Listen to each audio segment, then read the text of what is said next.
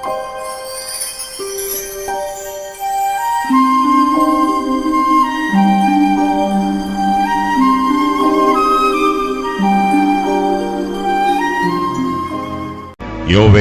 அதிகாரம் 1. பெத்துவேலின் குமாரனாகிய யோவேலுக்கு உண்டான கர்த்தருடைய வசனம். முதியோரே, இதை கேளுங்கள். தேசத்தின் சகல குடிகளே, செவிகொடுங்கள். உங்கள் நாட்களிலாவது உங்கள் பிதாக்களின் நாட்களிலாவது இப்படிப்பட்டது சம்பவித்ததுண்டா? இதன் செய்தியை உங்கள் பிள்ளைகளுக்கு தெரிவியுங்கள். இதை உங்கள் பிள்ளைகள் தங்கள் பிள்ளைகளுக்கும் அவர்கள் தங்கள் பிள்ளைகளுக்கும் சந்ததியாருக்கும் தெரிவிக்க கடவர்கள்.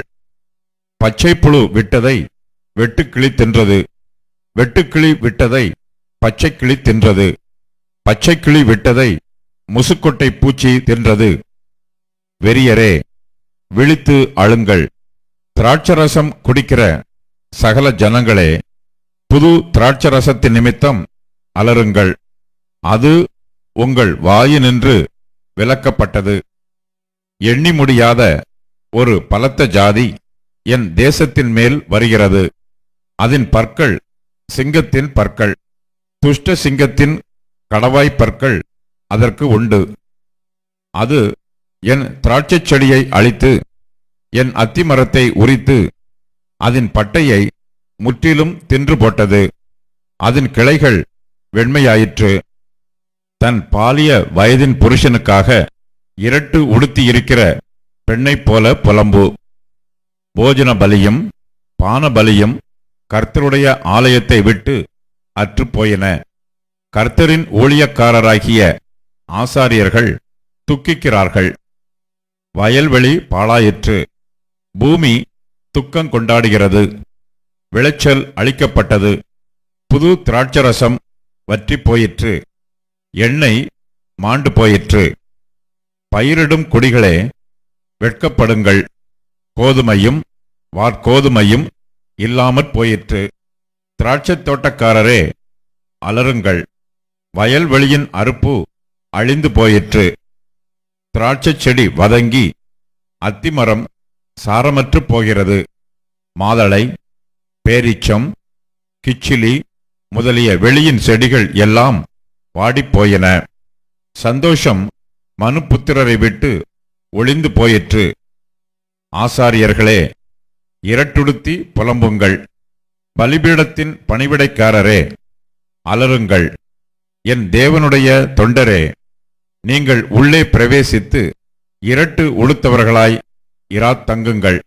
உங்கள் தேவனுடைய ஆலயத்தில் போஜன பலியும் பானபலியும் செலுத்தப்படாமல் நிறுத்தப்பட்டது. பரிசுத்த உபவாச நாளை நியமியுங்கள். விசேஷித்த ஆசரிப்பை கூறுங்கள்.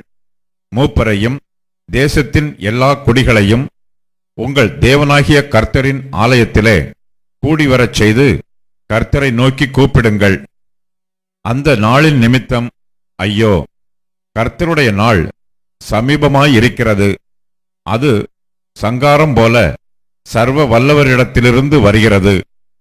நம்முடைய கண்களை விட்டு ஆகாரமும் நம்முடைய தேவனின் ஆலயத்தை விட்டு சந்தோஷமும் மகிழ்ச்சியும் நீங்கப்படவில்லையோ? விதையானது மண் கட்டிகளின் கீழ் மக்கிப் போயிற்று. பயிர் தீந்து போகிறதினால் பண்டசாலைகள் பாழாகி களஞ்சியங்கள் இடிந்து போயின. மிருகங்கள் எவ்வளவாய் தவிக்கிறது! மாட்டு மந்தைகள் தங்களுக்கு மேய்ச்சல் இல்லாததினால் கலங்குகிறது. ஆட்டு மந்தைகளும் சேதமாய்ப் போயிற்று. கர்த்தாவே, உம்மை நோக்கி கூப்பிடுகிறேன். அக்கினி வனாந்தரத்தின் மேய்ச்சல்களை பட்சித்து ஜுவாலை வெளியின் விருட்சங்களையெல்லாம் எரித்துப் போடுகிறது. வெளியின் மிருகங்களும் உம்மை நோக்கி கதறுகிறது. நதிகளில் தண்ணீரெல்லாம் வற்றிப் போயிற்று. அக்கினி வனாந்தரத்தின் மேய்ச்சல்களை பட்சித்து போட்டது. அப்போஸ்தலருடைய நடபடிகள் அதிகாரம் 10. இத்தாலியா பட்டாளம் என்னப்பட்ட பட்டாளத்திலே 100க்கு அதிபதியாகிய கொர்நேலியு என்னும் பெயர் கொண்ட ஒரு மனுஷன் செசரியா பட்டணத்திலே இருந்தான். அவன் தேவபக்தி உள்ளவனும் தன் வீட்டார் அனைவரோடும் தேவனுக்கு பயந்தவனுமாயிருந்து ஜனங்களுக்கு மிகுந்த தர்மங்களைச் செய்து எப்பொழுதும் தேவனை நோக்கி ஜெபம் பண்ணி கொண்டிருந்தான். பகலில் ஏறக்குறைய 9ஆம் மணி நேரத்திலே தேவனுடைய தூதன் தன்னிடத்தில் வரவும், கொர்நேலியுவே என்று அழைக்கவும் பிரத்யட்சமாய் தரிசனம் கண்டு அவனை உற்று பார்த்து பயந்து, ஆண்டவரே, என்ன என்றான். அப்பொழுது அவன், உன் ஜெபங்களும் உன் தர்மங்களும் தேவனுக்கு நினைப்பூட்டுதலாக அவர் சந்நிதியில் வந்து எட்டியிருக்கிறது. இப்பொழுது நீ யோப்பா பட்டணத்துக்கு மனுஷரை அனுப்பி பேதுரு என்று மறுபேர் கொண்ட சீமோனை அழைப்பி, அவன் தோல் பதனிடுகிறவனாகிய சீமோன் என்னும் ஒருவனிடத்திலே தங்கியிருக்கிறான். அவனுடைய வீடு கடலோரத்தில் இருக்கிறது. நீ செய்ய வேண்டியதை அவன் உனக்குச் சொல்லுவான் என்றான். கொர்நேலியு தன்னுடனே பேசின தேவதூதன் போன பின்பு தன் வீட்டு மனுஷரில் 2 பேரையும் தன்னிடத்தில் சேவிக்கிற போர்ச்சேவகரில் தேவபக்தியுள்ள ஒருவனையும் அழைத்து எல்லாவற்றையும் அவர்களுக்கு விவரித்துச் சொல்லி அவர்களை யோப்பா பட்டணத்துக்கு அனுப்பினான். மறுநாளிலே அவர்கள் பிரயாணப்பட்டு அந்த பட்டணத்துக்கு சமீபத்து வருகையில் பேதுரு 6ஆம் மணி நேரத்திலே ஜெபம் பண்ணும்படி மேல் வீட்டில் ஏறினான். அவன் மிகுந்த பசியடைந்து சாப்பிட மனதாயிருந்தான். அதற்கு அவர்கள் ஆயத்தம் பண்ணுகையில் அவன் ஞான திருஷ்டி அடைந்து வானம் திறந்திருக்கிறதாகவும் 4 முனைகளும் கட்டப்பட்ட பெரிய துப்பட்டியைப் போல ஒருவிதமான கூடு தன்னிடத்தில் இறங்கி தரையில் விடப்பட்டிருக்கிறதாகவும் அதிலே பூமியில் உள்ள சகலவிதமான 4 கால் ஜீவன்களும் காட்டு மிருகங்களும் ஊரும் பிராணிகளும் ஆகாயத்து பறவைகளும் இருக்கிறதாகவும் கண்டான். அல்லாமலும், பேதுருவே, எழுந்திரு, அடித்து புசி என்று அவனுக்கு சொல்லும் ஒரு சத்தம் உண்டாயிற்று. அதற்கு பேதுரு, அப்படியல்ல ஆண்டவரே, தீட்டும் அசுத்தமுமாயிருக்கிற யாதொன்றையும் நான் ஒரு காலம் புசித்ததில்லை என்றான். அப்பொழுது, தேவன் சுத்தமாக்கினவைகளை நீ தீட்டாக எண்ணாதே என்று 2ஆம் தரமும் சத்தம் அவனுக்கு உண்டாயிற்று. 3ஆம் தரமும் அப்படியே உண்டாயிற்று. பின்பு அந்த கூடு திரும்ப வானத்துக்கு எடுத்துக் கொள்ளப்பட்டது. அப்பொழுது பேதுரு தான் கண்ட தரிசனத்தை குறித்து தனக்குள்ளே சந்தேகப்படுகையில், இதோ, கொர்நேலியுவினால் அனுப்பப்பட்ட மனுஷர்கள் சீமோனுடைய வீட்டை விசாரித்துக் கொண்டு வாசற்படியிலே வந்து நின்று, பேதுரு என்று மறுபேர் கொண்ட சீமோன் இங்கே தங்கியிருக்கிறாரா என்று கேட்டார்கள். பேதுரு அந்த தரிசனத்தை குறித்து சிந்தனை பண்ணிக் கொண்டிருக்கையில் ஆவியானவர், இதோ 3 மனுஷர் உன்னை தேடுகிறார்கள். நீ எழுந்து இறங்கி ஒன்றுக்கும் சந்தேகப்படாமல் அவர்களுடனே கூட போ, நானே அவர்களை அனுப்பினேன் என்று அவனுக்கு சொன்னார். அப்பொழுது பேதுரு கொர்நேலியுவினால் தன்னிடத்தில் அனுப்பப்பட்ட மனுஷரிடத்திற்கு இறங்கி போய், இதோ, நீங்கள் தேடுகிறவன் நான் தான், நீங்கள் வந்திருக்கிற காரியம் என்ன என்றான். அதற்கு அவர்கள், நீதிமானும் தேவனுக்கு பயப்படுகிறவரும் யூத ஜனங்கள் எல்லாராலும் நல்லவர் என்று சாட்சி பெற்றவருமாகிய கொர்நேலியு என்னும் 100க்கு அதிபதி உம்மை தம்முடைய வீட்டுக்கு அழைப்பித்து உம்மால் சொல்லப்படும் வார்த்தைகளை கேட்கும்படி பரிசுத்த தூதனாலே தேவ யத்தனமாய் கட்டளை பெற்றார் என்றார்கள். அப்பொழுது பேதுரு அவர்களை உள்ளே அழைத்து அவர்களுக்கு உபசாரம் செய்து மறுநாளிலே அவர்களுடனே கூட புறப்பட்டான். யோப்பா பட்டணத்தாராகிய சகோதரரில் சிலரும் அவனுடனே கூட போனார்கள். மறுநாளிலே செசரியா பட்டணத்தில் பிரவேசித்தார்கள். கொர்நேலியு தன் உறவின் முறையாரையும் தன்னுடைய விசேஷித்த சிநேகிதரையும் கூட வரவழைத்து அவர்களுக்காக காத்திருந்தான். பேதுரு உள்ளே பிரவேசிக்கிற பொழுது கொர்நேலியு அவனுக்கு எதிர்கொண்டு போய் அவன் பாதத்தில் விழுந்து பணிந்து கொண்டான். பேதுரு அவனை தூக்கி எடுத்து, எழுந்திரும், நானும் ஒரு மனுஷன்தான் என்றான். அவனுடனே பேசிக்கொண்டு உள்ளே போய் அநேகர் கூடி வந்திருக்கிறதைக் கண்டு அவர்களை நோக்கி, அந்நிய ஜாதியானோடு கலந்து அவனிடத்தில் போக்கு வரவாயிருப்பது யூதனானவனுக்கு விலக்கப்பட்டிருக்கிறது என்று நீங்கள் அறிந்திருக்கிறீர்கள். அப்படியிருந்தும் எந்த மனுஷனையும் தீட்டுள்ளவன் என்றும் அசுத்தன் என்றும் நான் சொல்லாதபடிக்கு தேவன் எனக்கு காண்பித்திருக்கிறார். ஆகையால் நீங்கள் என்னை அழைப்பித்தபோது நான் எதிர்பேசாமல் வந்தேன்.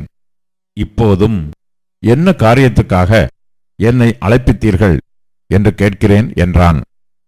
அதற்கு கொர்நேலியு, 4 நாளைக்கு முன்னே இந்நேரத்திலே நான் உபவாசித்து 9ஆம் மணி நேரத்தில் என் வீட்டிலே ஜெபம் பண்ணி கொண்டிருந்தேன்.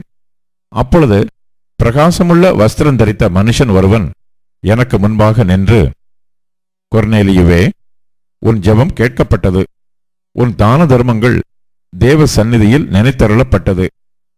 யோப்பா பட்டணத்துக்கு ஆள் அனுப்பி பேதுரு என்று மறுபேர் கொண்ட சீமோனை வரவழைப்பாயாக. அவன் கடல் ஓரத்திலே தோல் பதனிடுகிறவனாகிய சீமோனுடைய வீட்டிலே தங்கியிருக்கிறான். அவன் வந்து உன்னிடத்தில் பேசுவான் என்றார். அந்தப்படியே நான் உடனே உம்மிடத்திற்கு ஆள் அனுப்பினேன். நீர் வந்தது நல்ல காரியம். தேவனாலே உமக்கு கட்டளையிடப்பட்ட யாவையும் கேட்கும்படிக்கு நாங்கள் எல்லாரும் இப்பொழுது இங்கே தேவ சமூகத்தில் கூடியிருக்கிறோம் என்றான். அப்பொழுது பேதுரு பேசத் தொடங்கி, தேவன் பட்சபாதம் உள்ளவர் அல்ல என்றும் எந்த ஜனத்திலாயினும் அவருக்கு பயந்திருந்து நீதியை செய்கிறவன் எவனோ அவனே அவருக்கு உகந்தவன் என்றும் நிச்சயமாய் அறிந்திருக்கிறேன். எல்லாருக்கும் கர்த்தராய் இருக்கிற இயேசு கிறிஸ்துவை கொண்டு அவர் சமாதானத்தை சுவிசேஷமாய் கூறி இஸ்ரவேல் புத்திரருக்கு அனுப்பின வார்த்தையை அறிந்திருக்கிறீர்களே. யோவான் ஞானஸ்நானத்தை குறித்து பிரசங்கித்த பின்பு கலிலேயா நாடு முதற்கொண்டு யூதேயா தேசம் எங்கும் நடந்த சங்கதி இதுவே. நசரேயனாகிய இயேசுவை தேவன் பரிசுத்த ஆவியினாலும் வல்லமையினாலும் அபிஷேகம் பண்ணினார். தேவன் அவருடனே கூட இருந்தபடியினாலே அவர் நன்மை செய்கிறவராயும் பிசாசின் வல்லமையில் அகப்பட்ட யாவரையும் குணமாக்குகிறவராயும் சுற்றித் திரிந்தார். யூதருடைய தேசத்திலும் எருசலேமிலும் அவர் செய்தவைகள் எல்லாவற்றிற்கும் நாங்கள் சாட்சிகளாய் இருக்கிறோம். அவரை மரத்திலே தூக்கி கொலை செய்தார்கள். 3ஆம் நாளிலே தேவன் அவரை எழுப்பி பிரத்யட்சமாய் காணும்படி செய்தார். ஆயினும் எல்லா ஜனங்களுக்கும் பிரத்யட்சமாகும்படி செய்யாமல் அவர் மரித்தோரிலிருந்து எழுந்த பின்பு அவரோடே புசித்து குடித்தவர்களும் தேவனால் முன்பு நியமிக்கப்பட்ட சாட்சிகளுமாகிய எங்களுக்கே பிரத்யட்சமாகும்படி செய்தார். அன்றியும் அவரே உயிரோடு இருக்கிறவர்களுக்கும் மரித்தோர்களுக்கும் தேவனால் ஏற்படுத்தப்பட்ட நியாயாதிபதி என்று ஜனங்களுக்கு பிரசங்கிக்கவும் சாட்சியாக ஒப்புவிக்கவும் அவர் எங்களுக்கு கட்டளையிட்டார். அவரை விசுவாசிக்கிறவன் எவனோ அவன் அவருடைய நாமத்தினாலே பாவ மன்னிப்பை பெறுவான் என்று தீர்க்கதரிசிகள் எல்லாரும் அவரை குறித்தே சாட்சி கொடுக்கிறார்கள் என்றான். இந்த வார்த்தைகளை பேதுரு பேசிக் கொண்டிருக்கையில் வசனத்தை கேட்டவர்கள் யாவர் மேலும் பரிசுத்த ஆவியானவர் இறங்கினார். அவர்கள் பல பாஷைகளை பேசுகிறதையும் தேவனை புகழுகிறதையும் பேதுருவோடே கூட வந்திருந்த விருத்த சேதனமுள்ள விசுவாசிகள் கேட்கும்போது பரிசுத்த ஆவியின் வரம் புறஜாதிகள் மேலும் பொழிந்தருளப்பட்டதை குறித்து பிரமித்தார்கள். அப்பொழுது பேதுரு, நம்மை போல பரிசுத்த ஆவியை பெற்ற இவர்களும் ஞானஸ்நானம் பெறாதபடிக்கு எவனாகிலும் தண்ணீரை விலக்கலாமா என்று சொல்லி கர்த்தருடைய நாமத்தினாலே அவர்களுக்கு ஞானஸ்நானம் கொடுக்கும்படி கட்டளையிட்டான். அப்பொழுது சில நாள் அங்கே தங்கும்படி அவனை வேண்டிக் கொண்டார்கள்.